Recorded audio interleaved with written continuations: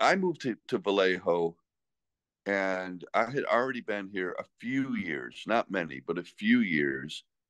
And I'd managed to make a couple of friends, but I'll tell you, fighting and beating this cement factory is the best thing that ever happened to me in my life. I quadrupled my circle of friends.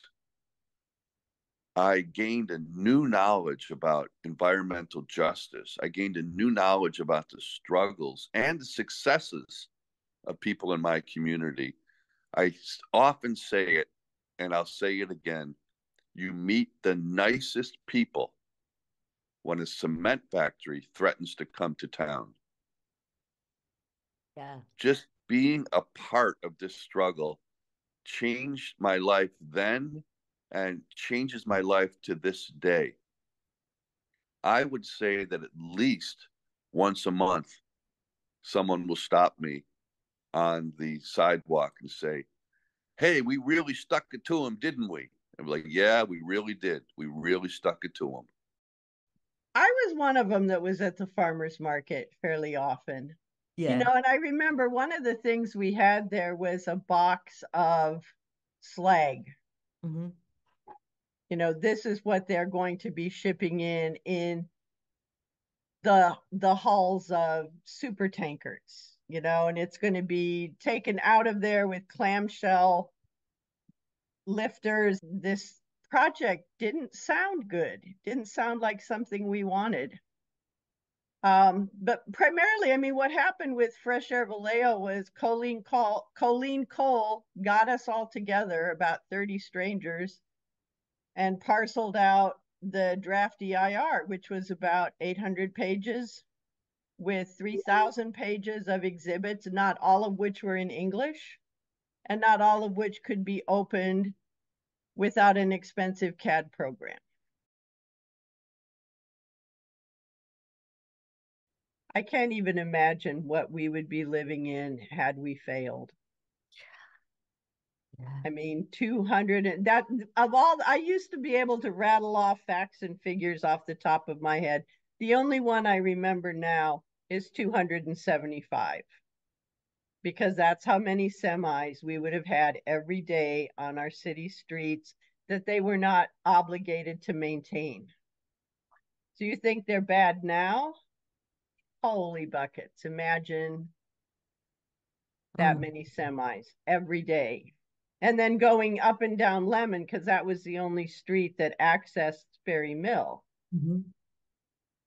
Another one of my heroes in this was Ed Ferris, who was the president of the Longshoremen's Union. And every time after the longshoremen joined Fresh Air Vallejo and came out against this, he would show up at every city council meeting and bring at least one or two guys with him and speak about it.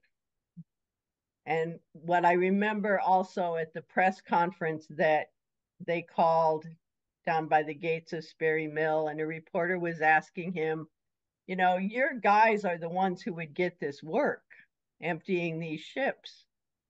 So why are you taking this position against your guys making money? And he just looked at him and he said, not all money is good money. I love that. Yeah. I love that. Mm.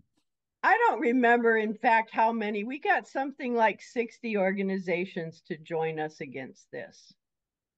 And those ties are still there to the Sunflower Alliance and Greenbelt Alliance and, different environmental organizations, because there's a lot of them in our area because of the refineries.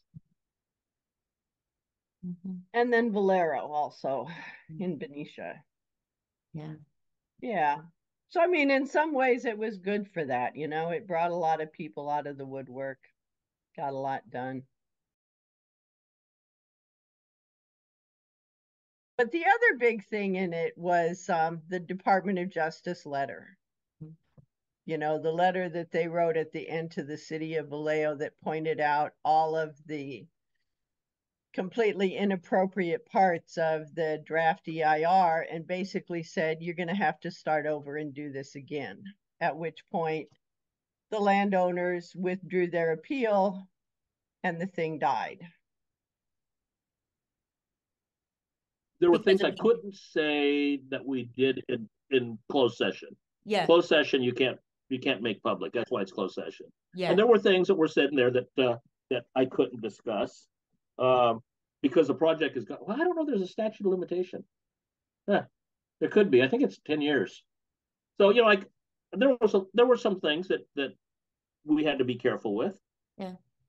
And I didn't want to violate that because I value our charter and I value having credibility. Yeah. Yeah. So anyway, yeah, that's where I was with that.